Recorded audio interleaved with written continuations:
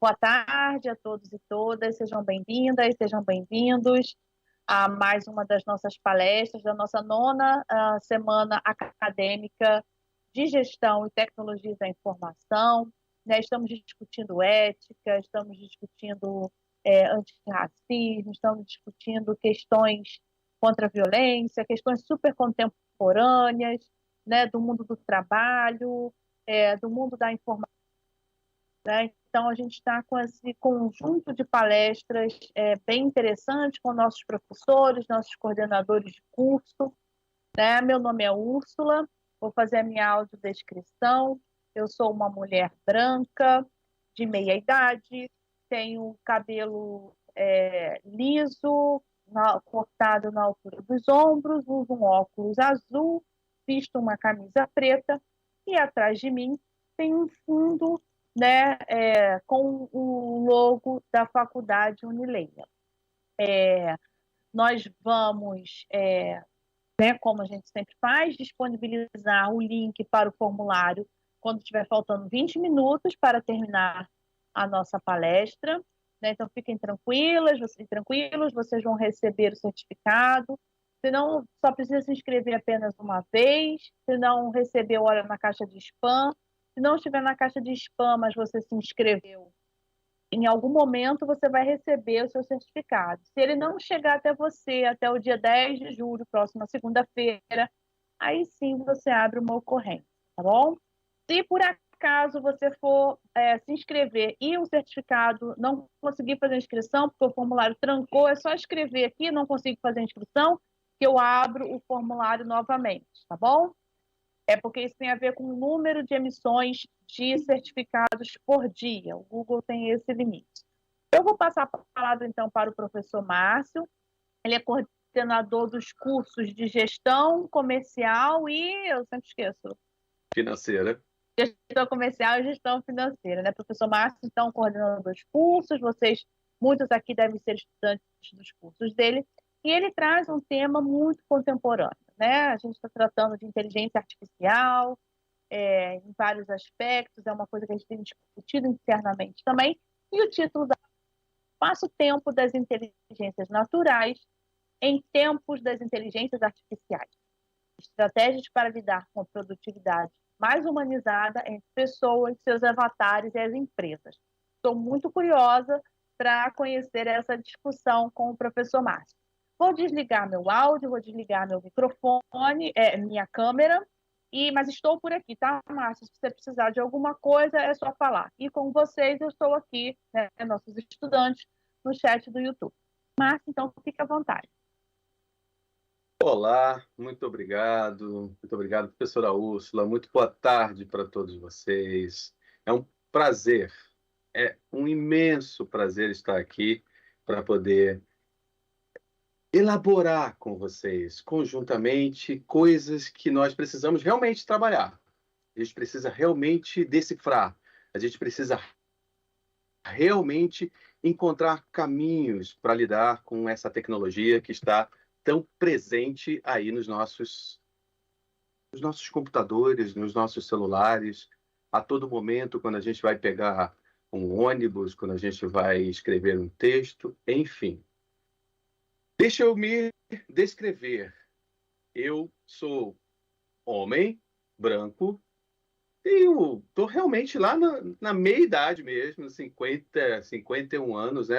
Eu sempre brinco com os meus alunos, eu sempre falo para eles assim, bom, minha avó viveu aos 103 anos, então eu estou realmente na meia-idade, né, de 51 anos, então tenho ainda mais 52, pelo menos, para viver. Ótimo isso é maravilhoso. Eu vou ver muito avanço, muita coisa acontecendo até os meus 103 anos. Eu estou vestindo uma camisa cor de ferrugem, né, que é uma cor meio alaranjada, talvez, né, meio cor de laranja, uma cor quente, uma cor vibrante. Eu estou usando fone para poder ouvir melhor e poder chegar meu som melhor também até vocês. Atrás de mim tem um fundo que é um fundo virtual, mas simula um escritório, né? Um escritório que tem, inclusive, a logomarca da nossa instituição, da instituição Unileia, né, simulando exatamente aquele espaço virtual. Aquele espaço virtual que a minha geração, e olha que eu já vivi algumas gerações, né, alguns espaços, interagi com algumas gerações, que a minha geração tanto objetivava lá na década de 90, lá na década de 80, quando eu comecei a trabalhar nos escritórios presenciais, como a gente queria que os nossos chefes, nossos líderes, nossas empresas, as empresas onde a gente trabalhava, como a gente queria estar nesse espaço virtual, onde eu me encontro agora. Eu estou no espaço virtual aqui com vocês e olha a potencialidade que isso proporciona para todos nós. Certamente, alguns de vocês estão no trabalho, ou estão me ouvindo no trânsito, ou estão em casa, fez ali durante a pandemia, ou antes da pandemia, ou depois da pandemia, fez um espaço que simulava, claro, simulava o espaço corporativo. E tudo isso a gente vai falar, porque a gente vai falar de espaço-tempo. Espaço e tempo. Como que a gente trabalha estas duas questões considerando tanta tecnologia que a gente tem hoje. É importante a gente colocar, antes de eu começar a apresentar algumas telas aqui e conversar com vocês sobre esse assunto, é importante a gente considerar aquilo que a gente enxerga como tecnologia. Tecnologia são ferramentas, são, são métodos que a humanidade vai construindo para poder lidar com o seu momento. Então, em vários momentos, e vocês aprendem isso nos seus cursos, né? na sua faculdade, aprendeu lá no ensino médio, aprendeu lá no ensino fundamental, em vários momentos você se encontra com alguma tecnologia, algum momento que a humanidade precisou utilizar de algum ferramental, de alguma invenção para poder lidar com o mundo que se apresentava nos diferentes contextos. Isso vem acontecendo desde o momento que o homem começou a correr atrás dos animais para poder se alimentar. Então, tecnologia é tudo aquilo que possibilita um avanço num espaço-tempo onde a gente vai poder lidar com os desafios da contemporaneidade. Pouco antes de eu entrar aqui, a professora Úrsula falou sobre contemporaneidade. E a gente vai falar dessa contemporaneidade. A gente vai falar sobre os avanços, claro que de uma maneira como um fio condutor, como uma linha do tempo, a gente vai falar de alguns avanços até chegar nessa tão badalada. Mas bota badalada nisso, inteligência artificial. E a gente vai ver que não é algo tão novo assim. Não é uma novidade que surgiu há 10 anos, há 20 anos, é algo que, olha, há algum tempo já vem sendo discutida no espaço científico até chegar naquilo que a gente pode chamar de uso do senso comum, uso daquele cidadão comum, que é aquilo que a gente faz a todo momento. Certamente, hoje, vocês já utilizaram hoje, nesse momento, às 15 horas, meio da tarde, você já utilizou, e muito, várias coisas da inteligência artificial. Já precisou utilizar, em vários momentos, vários mecanismos para poder lidar com esse espaço-tempo. Já esteve aqui em vários momentos, utilizando e alimentando essa inteligência artificial. Eu vou agora, então, projetar algumas telinhas para vocês. E essas telas, elas visam uma elaboração de um sentido, um ressignificar que a gente precisa dar a essa ideia da tecnologia associada a uma inteligência artificial. Olha que eu usei a palavra ressignificar. Significa realmente que eu convido vocês a perceberem como que nós já estamos imersos nessa inteligência artificial e como nós podemos potencializar o nosso dia a dia por meio dessas tecnologias que chegam para todos nós. Mas, claro, que para que a gente consiga fazer isso, a gente precisa refletir de forma bastante interessante. E é o início aqui para que a gente faça isso, porque outros momentos nós teremos aqui para poder elaborar todas essas construções.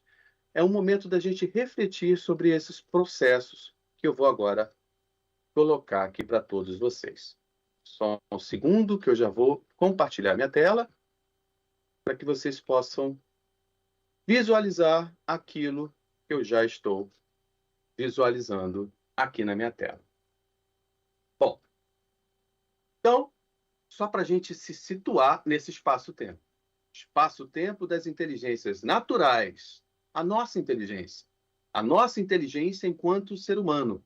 Aquilo que a gente aprendeu em toda a formação cultural, em toda a formação que vem lá da nossa casa, do clube, da igreja, toda a formação cultural, acadêmica, escolar, que nos criou, que nos formatou, que nos moldou para lidar com o mundo. Só que o mundo antes era um mundo analógico. Eu fiz, por exemplo,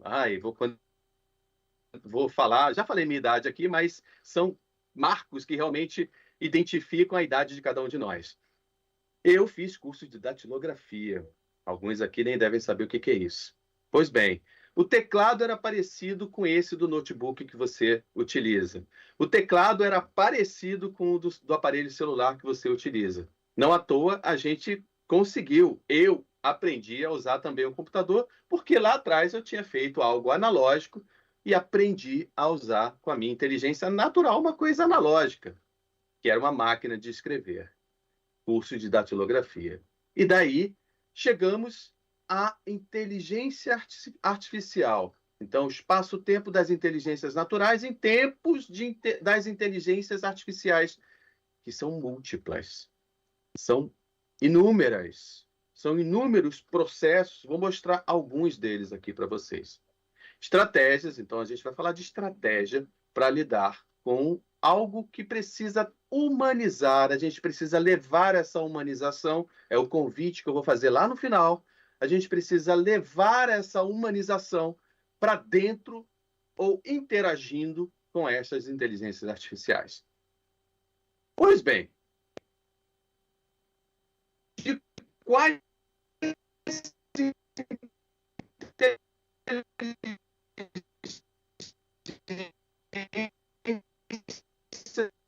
vamos tratar de três: a natural, a artificial e a híbrida. A demonstração, inteligência é a demonstração por resultados de princípios coerentes, de coisas que são adotadas pela sociedade, a demonstração de resultados. Você consegue lidar com a sociedade, com o meio ambiente, de forma inteligente, em escala de tempo e de forma verificável. Ou seja, você consegue verificar que algo está sendo feito e replicado. Isso é uma demonstração de inteligência. E aí, olha que interessante. Quando eu fiz essa construção disso que eu estou falando aqui para vocês, eu pedi para a inteligência artificial, a partir do que eu dizia, com a emoção que eu dizia, a partir do movimento eu digitei isso, eu não falei, mas eu digitei, eu coloquei a emoção que eu queria imprimir a essa apresentação que eu estou fazendo aqui para vocês, a essa palestra, e solicitei a construção de uma imagem. Claro que a inteligência artificial, nesse momento, ela capturou, por meio dos algoritmos, ela foi pegando tudo que eu venho fazendo lá no computador, todas as imagens que eu vejo e tudo mais. Isso acontece na sua vida também. E aí, eu pedi que fosse construída uma imagem, que é esta imagem que vocês estão visualizando agora. Repare, eu pedi que ela fizesse uma representação da inteligência natural. Ela me traz um rosto, que é o que estamos vendo Aqui eu estou vendo à minha esquerda, aí para vocês também, tem um rosto humano. Nesse rosto humano, no local do cabelo, tem uma vegetação rasteira. Na lateral, no quadrante, que seria o quadrante direito superior, tem árvores que saem de uma orelha e que se ramifica com a natureza, vai lá para o chão, vai se enraizando, dando a entender que é um enraizamento numa coluna. É como se fosse realmente a ideia da inteligência artificial, a partir do meu relato, de que estamos formatando algo, estamos construindo algo, porque traz a ideia da estrutura dos esqueletos, por exemplo. Tá? Aí eu caminhei e busquei informação por meio de fotos, né? Por meio de fotos, eu pedi, então, para que a inteligência artificial fizesse uma representação dela própria. E aí, dei a definição para ela, que é essa que eu vou agora apresentar para vocês. A inteligência artificial é um caminho, é um caminho que usa técnicas de programação que procuram, por intermédio de máquinas, computadores, subentenda computadores, para resolver problemas do mesmo modo que o ser humano os resolveria. Depois a gente vai ver que tem algumas diferenças nisso um pouquinho mais à frente. Mas é para resolver da mesma forma como o ser humano resolveria. Só que a gente tem percebido que isso de uma forma muito mais acelerada. E aí, quando eu peço, então, a representação, e de novo a inteligência artificial faz todo esse cruzamento, foram geradas estas duas imagens. E o interessante é que eu pedi que fosse feita a representação da inteligência artificial e apareceram estas duas imagens, um homem e uma mulher. Elas apareceram juntas. Estas duas imagens apareceram juntas, de forma no mesmo plano, no mesmo momento, no mesmo espaço-tempo, né? Na mesma tela, de forma igual, sem colocar o homem acima, a mulher acima, não, igual, dando a ideia exatamente que estamos trabalhando com igualdades e tudo mais. Isso foi gerado por meio de texto, por meio de uma emoção e coleta de dados de toda a gama de algoritmos que eu trago para a minha vida. Então, estas imagens, elas são, podemos dizer assim, inéditas. A partir do momento que elas foram geradas, não, elas passam a ser rotuladas. A gente vai ver isso daqui a pouquinho. Ela passa a ser rotulada, ela passa a existir, mas ela passou a existir no momento que eu estava preparando essa apresentação para vocês. É louco isso, né? É muito diferente de tudo aquilo que a gente fazia lá atrás, que precisava, por exemplo, de um fotógrafo que ia num determinado espaço, ou um criador que criasse essa imagem, um designer que criasse essa imagem num Photoshop ou programas semelhantes. É muito intenso isso que a gente vivencia. Pois bem, vamos caminhar, porque tem muita coisa para a gente debater. Daí chegamos, então, numa inteligência híbrida. E olha que interessante a inteligência híbrida. É aí que vocês, eu, todos nós, temos os potenciais que nós podemos alcançar. É nesse ponto que o ser humano vai ganhar terreno, porque assim eu acredito. Por que essa híbrida ela é tão importante? Reparem, sistemas especialistas, agora aqui nessa tela não tem foto, tá? Tem textos e eu vou ler esses textos dando algumas explicações. Sistemas especialistas são sistemas computacionais que resolvem problemas de forma similar ao modo como um especialista humano os resolveria. É qualquer ser humano? Não. É o especialista humano. Ou seja, existe um componente de especialização. Existe um componente que é aquilo que faz sentido você estar buscando conhecimento. Porque você é capaz de interagir porque você é especialista. Você é capaz de dar o tempero para aquela expressão que o computador faria de forma sem gosto, vamos colocar assim, já que eu usei essa analogia do tempero. Então, esse especialista humano resolveria esse tempero do sistema especialista. E de que forma isso aconteceria? Os sistemas especialistas, eles buscam a resposta e aprendem com a experiência, resolvendo problemas por análise inferencial. Eles fazem uma inferência. E por que eles fazem uma inferência? Porque você, hoje, você, cada um de vocês alimentaram um banco de conhecimentos, com fatos, com localizações, com imagens, com voz, com tudo que você interagiu, com todas as interações que você fez hoje, com acessos, com likes, com curtidas, com visualizações em reels, em diversos outros pontos da internet, mundialmente falando. Só um segundo. Perdão. Depois, o segundo ponto, um dispositivo de inferência capaz de tomar decisões. Opa, ele reconhece uma base de conhecimentos e ele toma decisões. Depois, uma linguagem na qual as regras são escritas, estão lá descritas e as regras foram colocadas. Então, o sistema especialista, ele vai buscar essas regras. E depois, quarto, um organizador que inclui o dispositivo de inferência, um gerenciador de base do conhecimento e a interface de usuários. Então, a inteligência híbrida é algo que aí coloca novamente o ser humano num protagonismo para poder lidar com esta tecnologia que vem de forma, sabe, parece uma bola de neve. E a gente não pode deixar simplesmente ficar visualizando essa avalanche de tecnologia chegar, essa avalanche de informação chegar e não tomar nenhuma providência. A providência é essa, por exemplo, que nós estamos fazendo aqui. É estudar o campo, estudar o que está acontecendo, é se aprofundar naquilo que está acontecendo. Vamos prosseguir.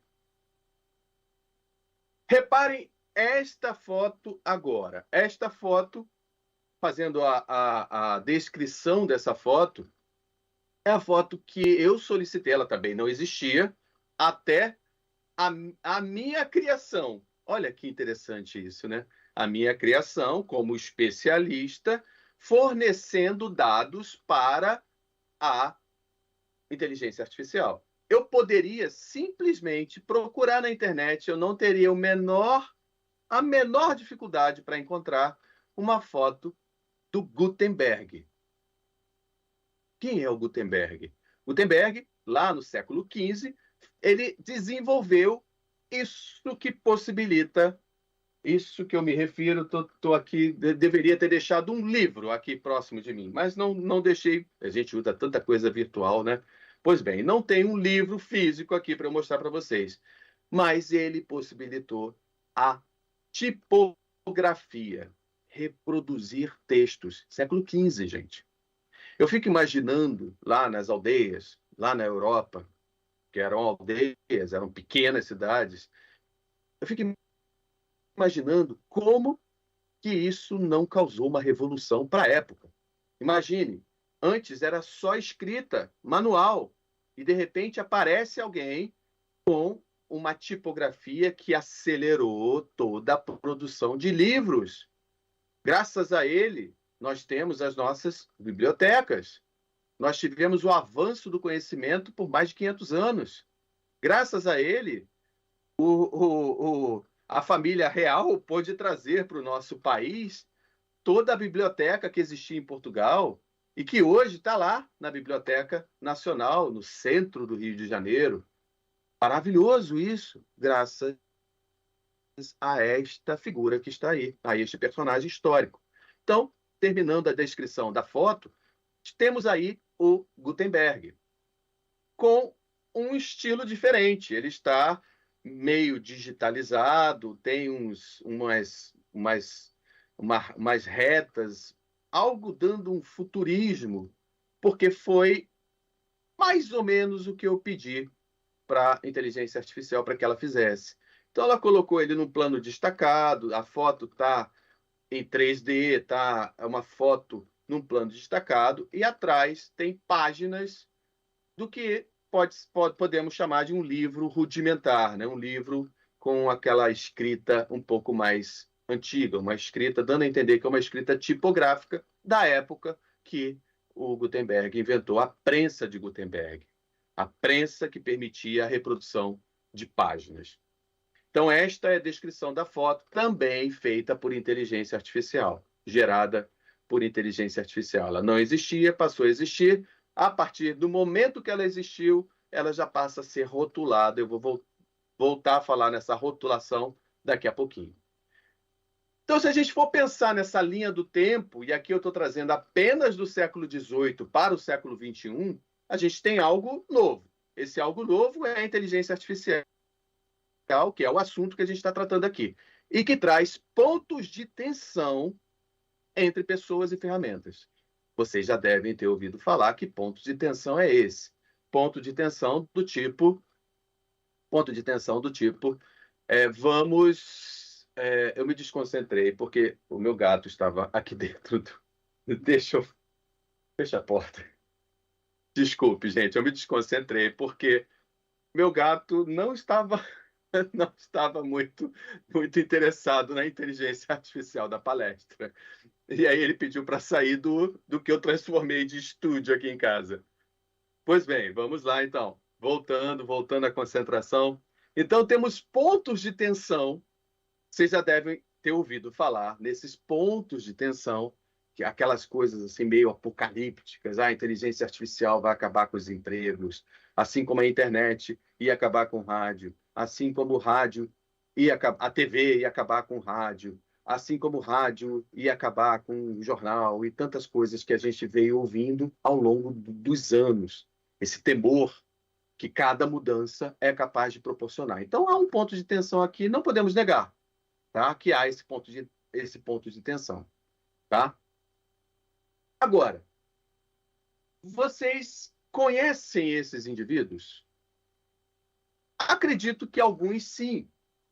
Para falar de inteligência artificial, inteligência natural, para falar de desafios, estes personagens que estão aí, eles trazem e vivenciaram desafios. Perceberam a mudança, perceberam os ares da mudança. E olha que interessante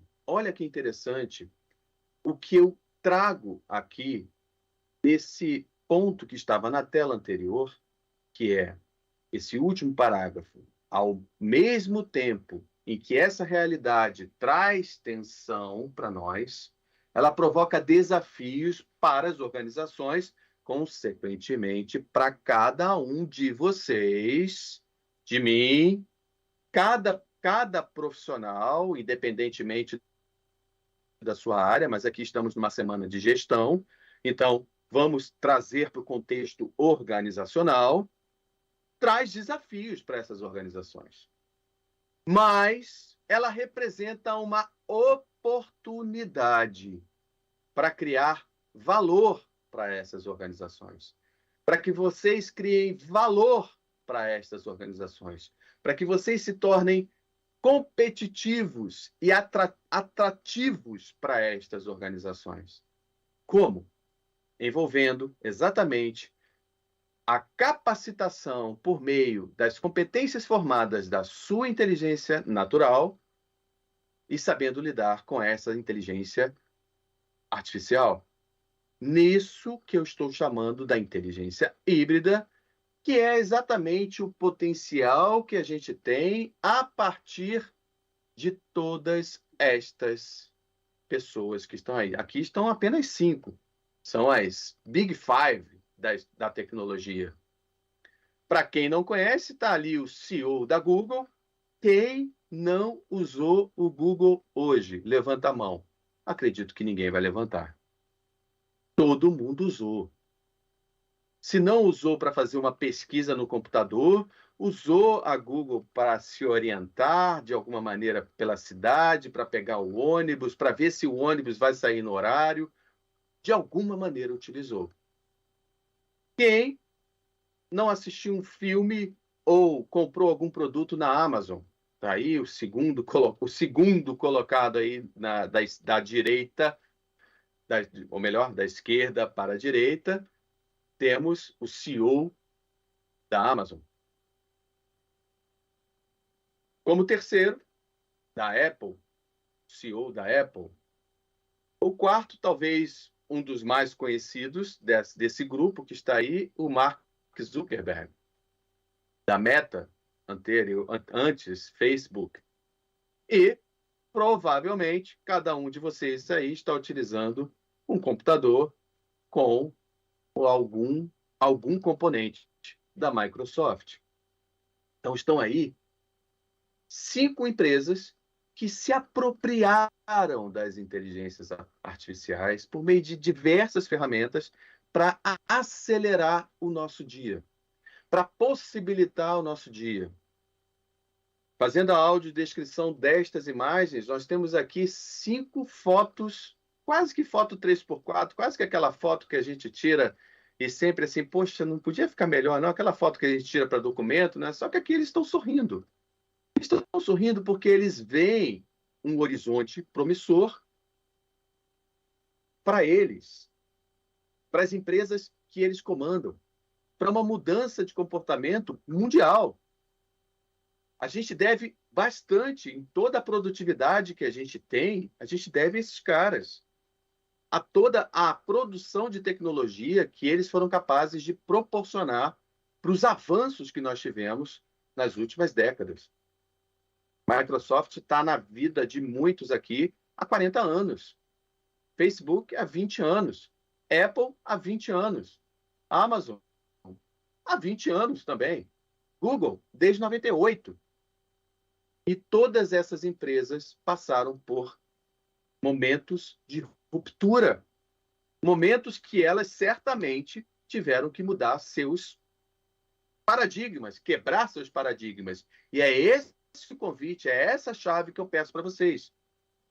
Enxerguem a tecnologia, mas não tenham medo da tecnologia. A Google surge de uma dificuldade. A Amazon poderia estar vendendo livros até hoje. A Apple poderia não ter inventado o smartphone. Facebook poderia ter desistido de competir com o Orkut. Eita, outra coisa antiga. A Microsoft poderia não ter ousado fazer o Windows 95, que foi ousadia na época. Então, é o convite de virar a chave. Assim como a gente não vai precisar ver cada um desses componentes aqui, eu só quero mostrar para vocês nessa linha do tempo, que vai lá no século XVII, lá com Thomas Hobbes, vai lá atrás, mostrar que a evolução do que a gente está vendo hoje faz parte, ou fez parte, do cotidiano destas pessoas. Em especial, fica aqui, a gente que é professor, palestrante, a gente gosta sempre de dar algumas dicas de livros ou de filmes. Fica aqui o convite do filme que tem a história da vida desse personagem, o Alan Turing. O nome do filme é O Jogo da Imitação. Ele conta um pouquinho a história de como foi desenvolvida uma máquina inteligente para lidar com previsão de cenários. Era o início do que a gente está vivendo hoje. É muito emblemático isso. Vejam o filme e depois me contem como foi. Pois bem, agora nós temos aqui algumas fotos. Eu vou descrever essas fotos. Temos 4 fotos aqui.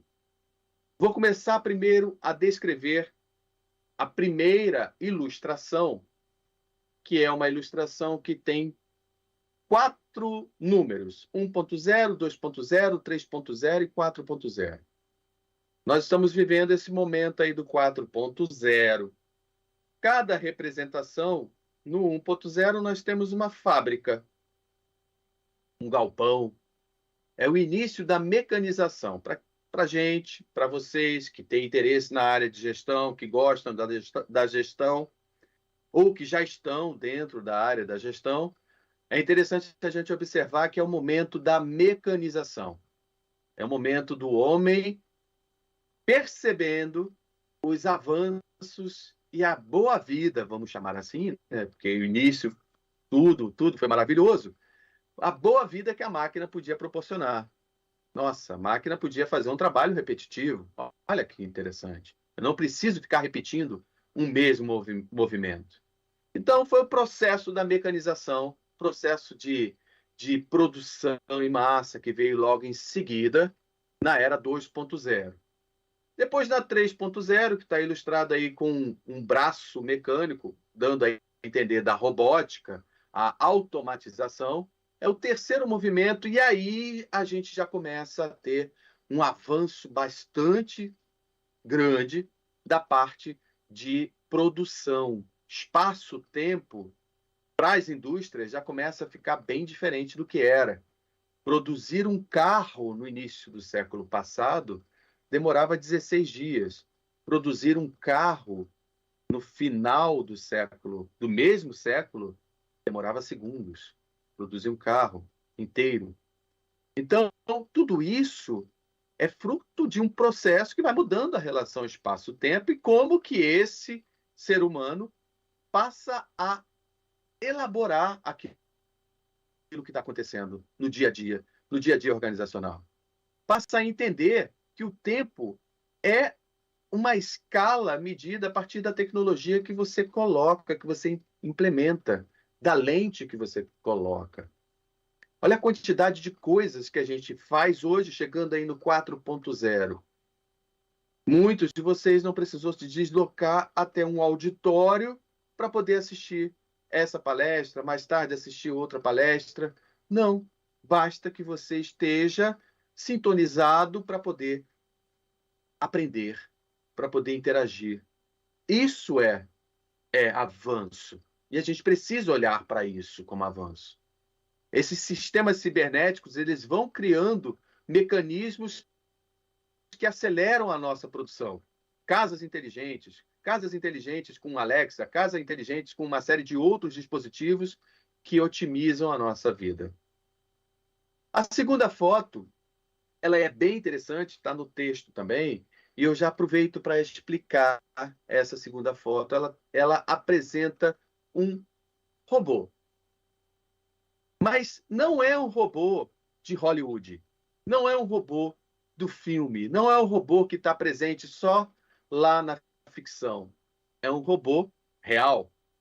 É um robô da empresa iFlyTech, está inclusive aí no último parágrafo dessa tela, que ele foi capaz de fazer por meio de toda aquela base do conhecimento. Lembra daquela tela da base do conhecimento? Lembra daquela tela da conexão dos algoritmos que eu mostrei um pouquinho mais cedo? Ele foi capaz de utilizar e cruzar uma série de informações.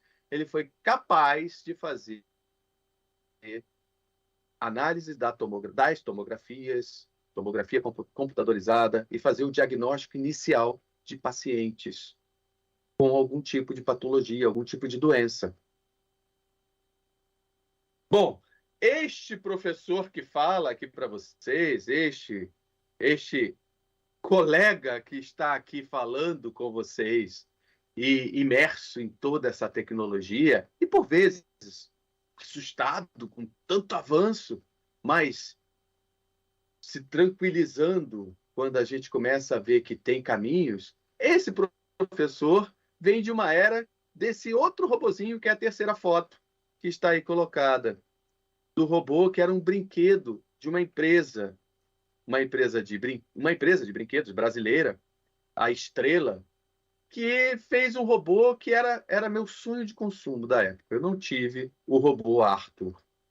Era o meu sonho de consumo. Meus colegas tinham aquela coisa, né, que alguns colegas da escola tinham e eu não tinha. O robô Arthur, ele andava, ele pegava as coisas, ele era, para a década de 80, 40 anos atrás, era o máximo, era o avanço, né? Ainda se tinha a intenção, ou pelo menos a noção, de que os carros voariam no século XXI.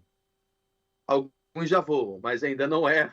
As cidades não têm os carros voando para todos os lados. Então, nessa época, o robô era esse robozinho que está aí, né? Essa foto desse robô mais esse robô dourado que está aí com um menininho controlando por meio de um controle remoto, um controle que tem uma antena de quase 1 metro para poder chegar ao sinal nas anteninhas que estão na cabeça do robô, era o máximo da época. Mas não tinha nada aí nesse robozinho, dessa foto, de inteligência artificial. Sabemos, então, que as máquinas, a tecnologia é capaz de dirigir automóveis. Sabemos, então, que as máquinas são capazes de prever diagnósticos, ou fazer diagnósticos, propor soluções de doenças. E aí tem aquela história que vocês já devem ter ouvido do meio copo cheio, meio copo vazio, né? Como é que a gente vai enxergar?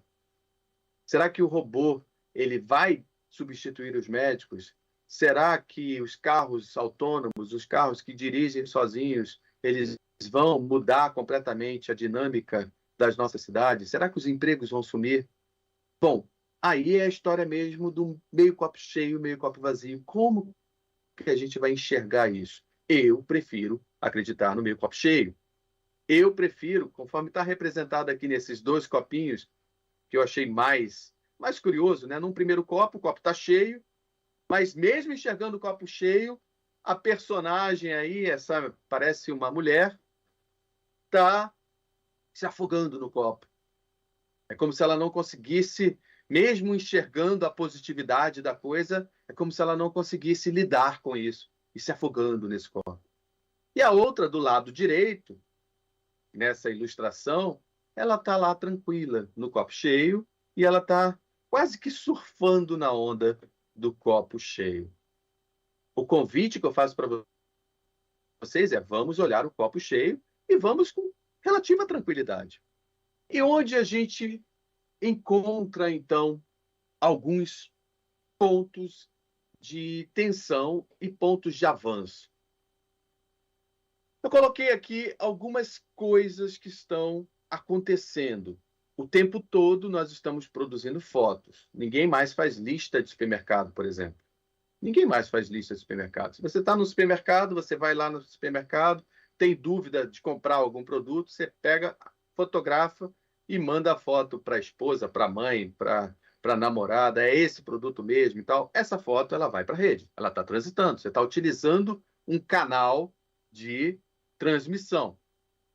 Aqui, nesta foto que eu vou descrever aqui, são milhares de fotos, centenas talvez, numa representação, pequenas fotos, muito pequenas, não dá para ver, né? Nem se eu ampliar aqui nessa foto.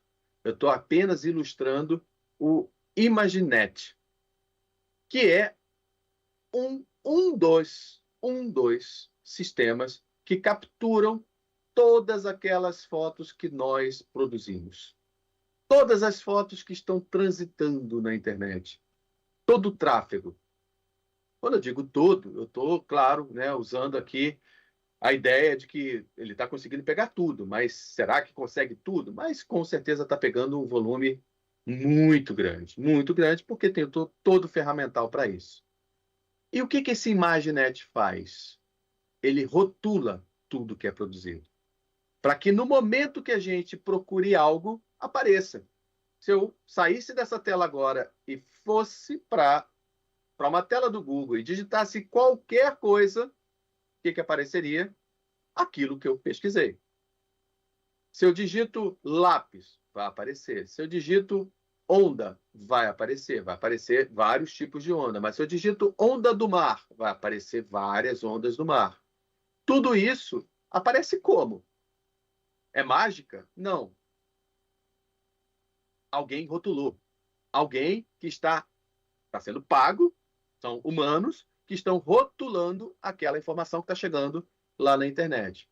Isso tem acontecido, tem gerado, inclusive, bastante discussão, porque são pessoas que trabalham quase que com um trabalho muito manual. né? Muito repetitivo, inclusive.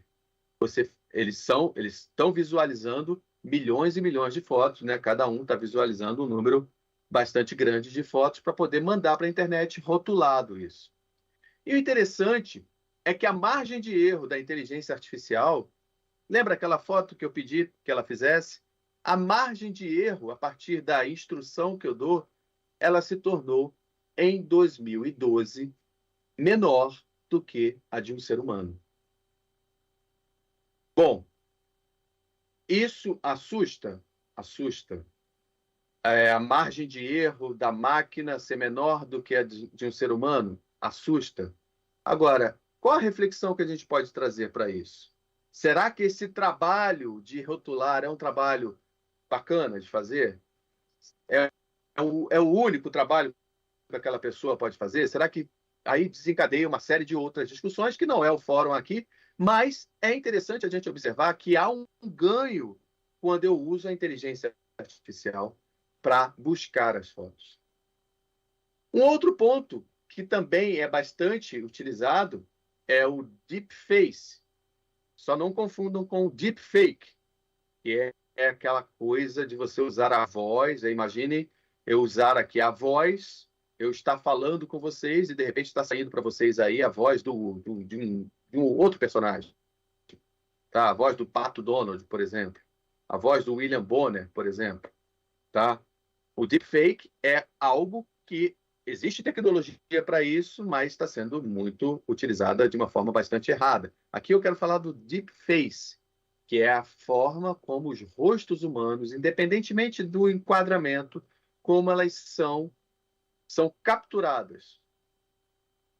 Claro que isso vai alavancar muito a parte de tecnologia, de acesso, de segurança. Ou seja, as cidades, se você observar hoje as cidades, vamos olhar o copo cheio, elas começam em determinados locais que antes não eram habitados ou não eram visitados, elas voltaram a ser visitados.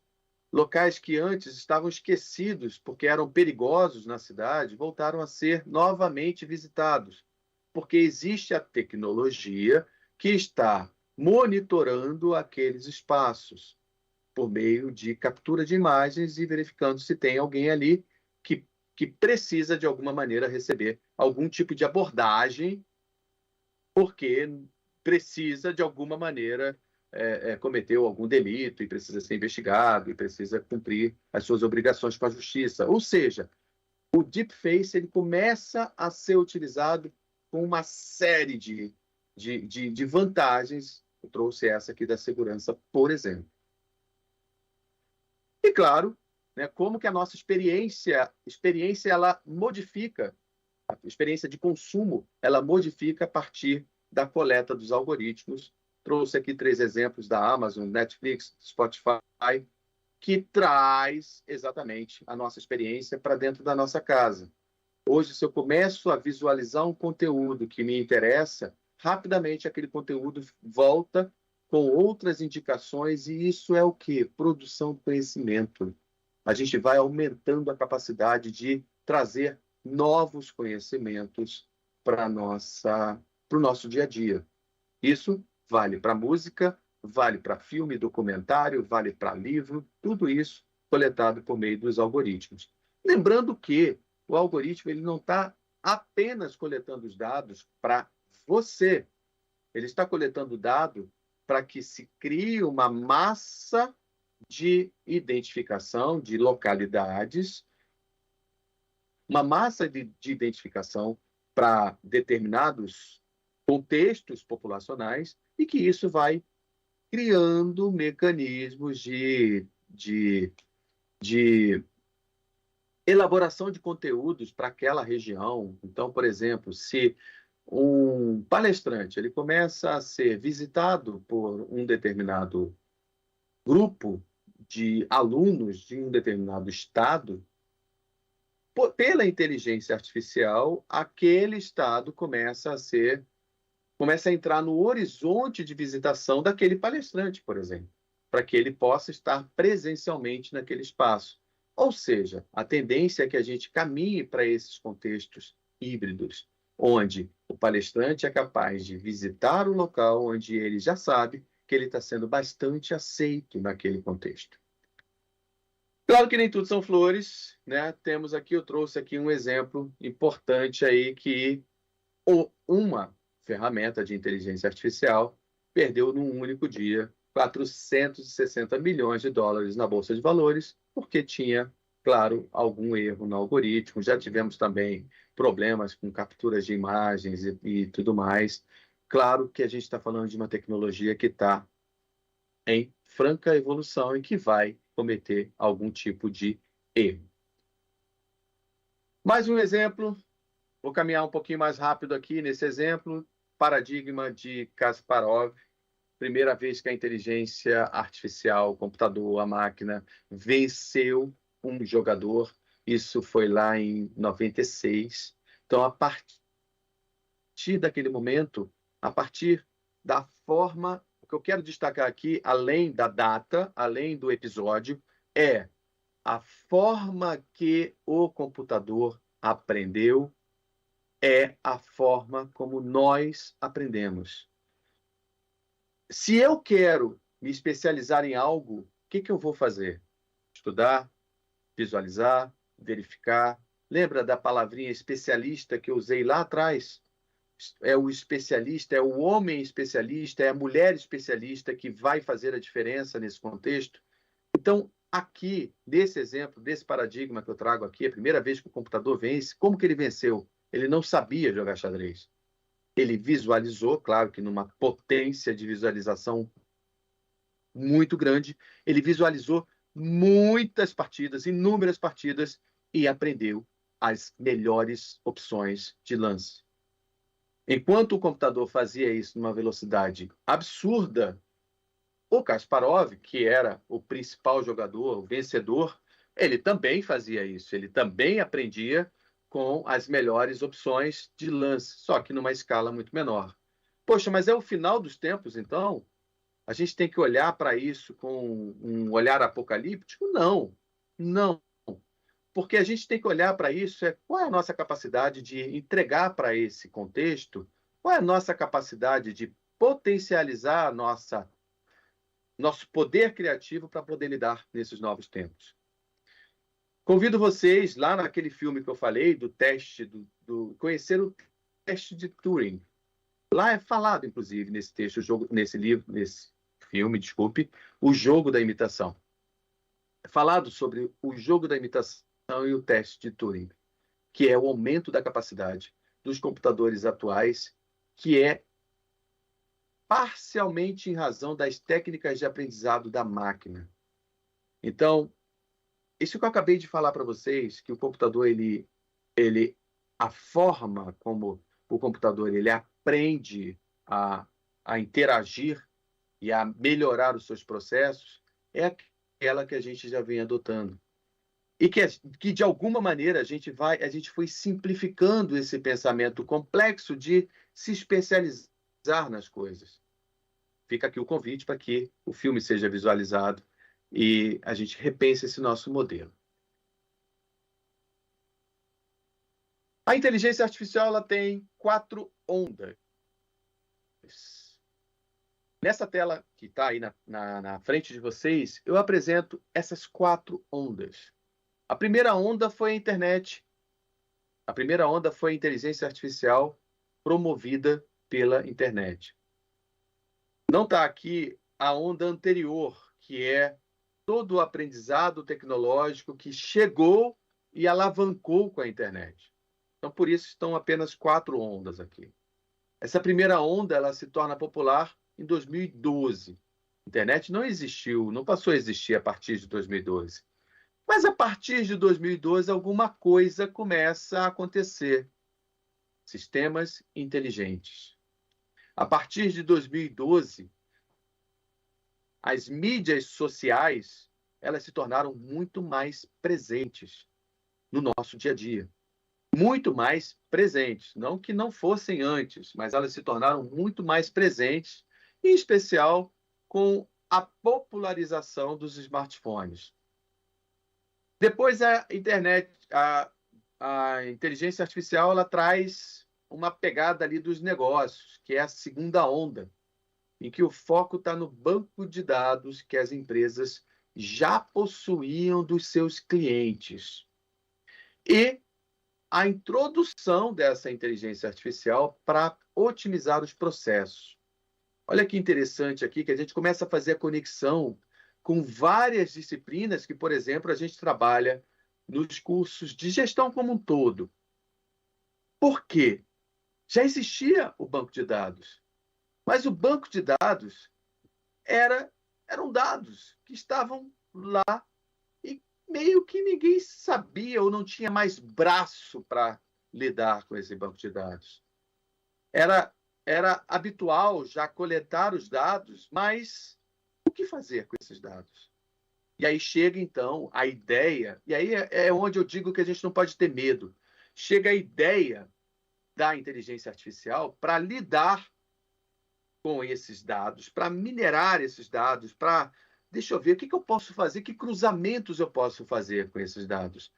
E é o grande, grande desafio que muitos que gostam dessa área de lidar com os dados, de encontrar os dados, de verificar um cruzamento de nichos de mercado, o volume que a inteligência artificial foi capaz de proporcionar para a área de negócios.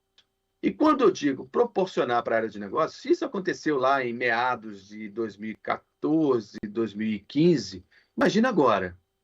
Imagina agora como que as dinâmicas de lidar com CRM, que é a relação com o consumidor, como que isso se apresenta um desafio para a área de gestão.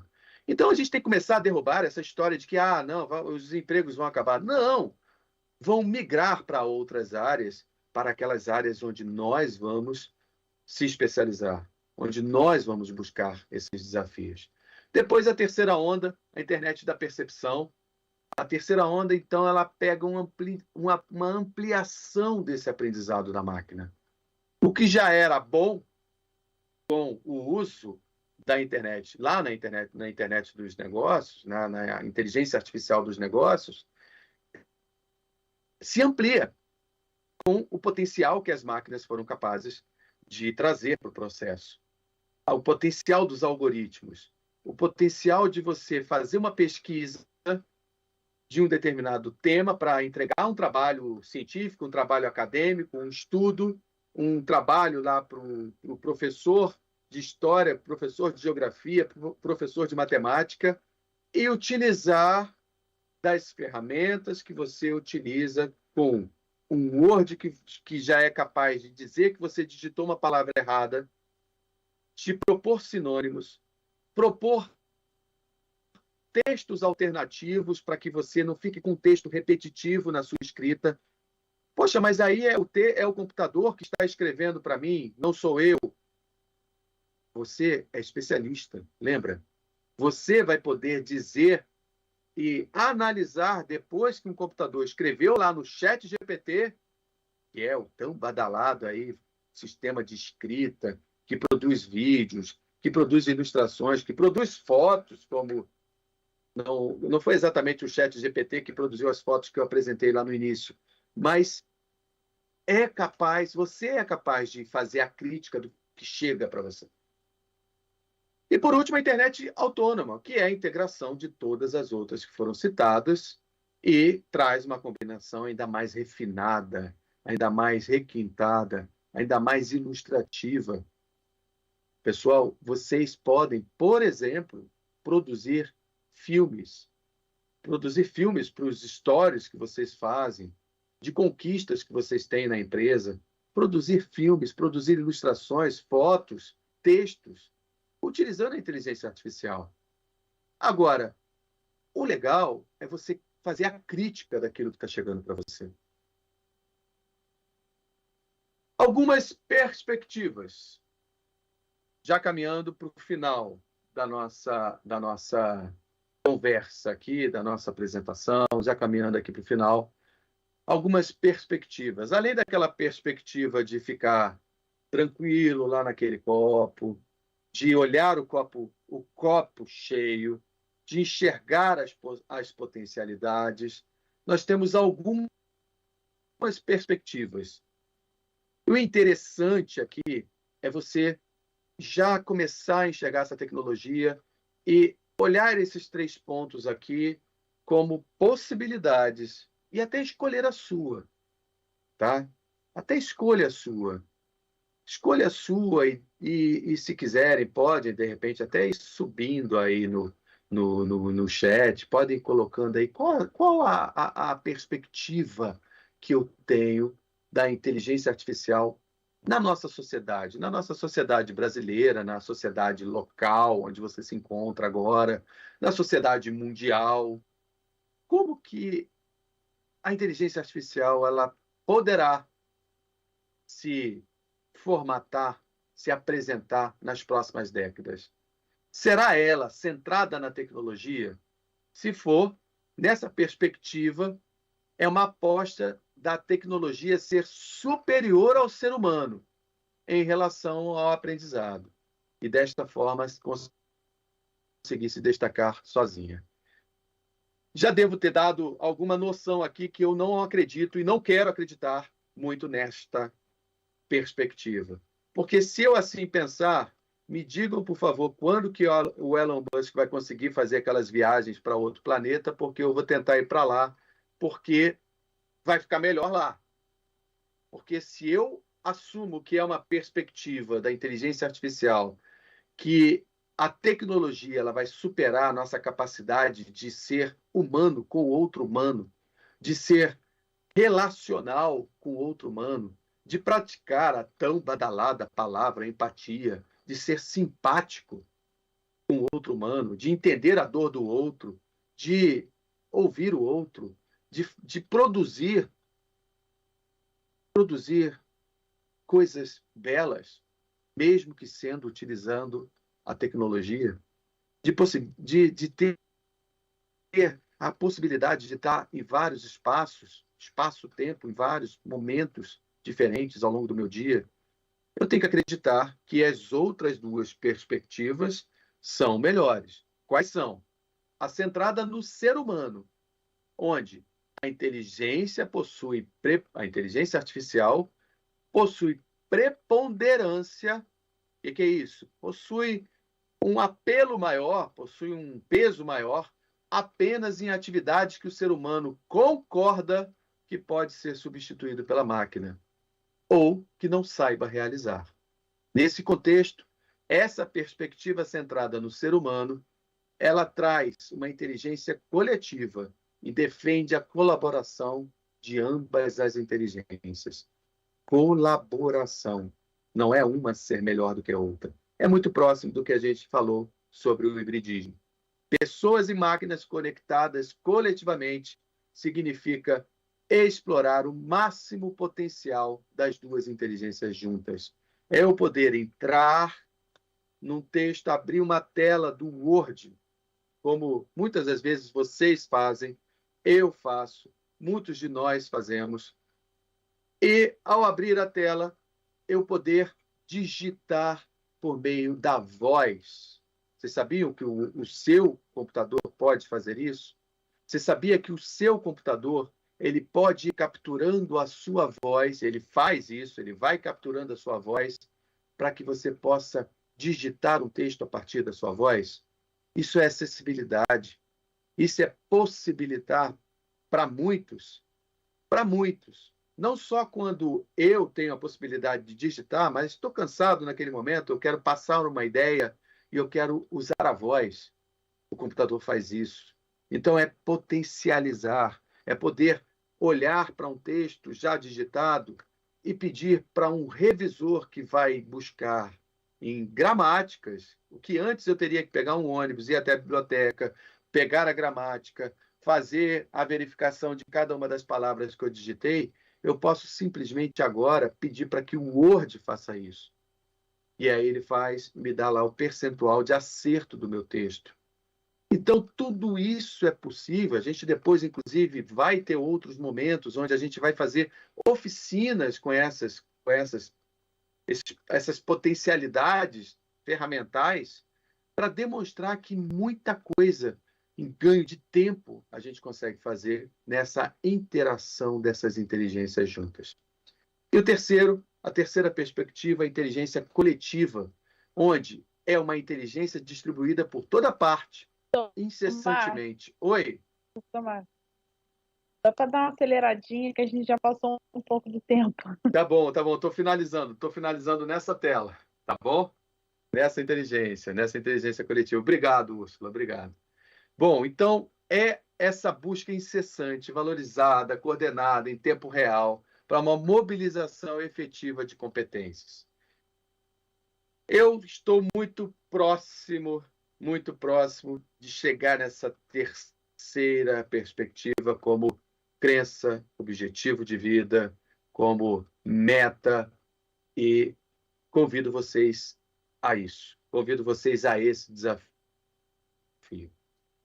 Bom, fica aqui a minha contribuição, me coloco aqui agora, volto a palavra aqui à professora Úrsula, me coloco à disposição de vocês, à disposição para que vocês possam interagir comigo, possam tirar dúvidas, possam fazer interações que vamos juntos construir essas inteligências coletivas no nosso cenário organizacional. Muitíssimo obrigado, professora Úrsula. Muitíssimo obrigado a todos vocês que estão aqui numa tarde de terça-feira, prestigiando essa semana de gestão.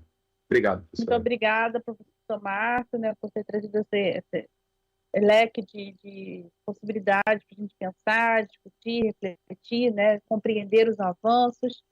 Quero dizer a vocês que nós estamos preparando algumas oficinas, né, de uso do pacote Microsoft Office. O professor Márcio vai estar em uma dessas oficinas e vocês terão mais oportunidade de conversar com eles. Vejam que é do tema das inteligências artificiais. Infelizmente, não teremos como debater agora, porque a gente já passou um pouquinho do horário, mas não vai nos faltar oportunidade.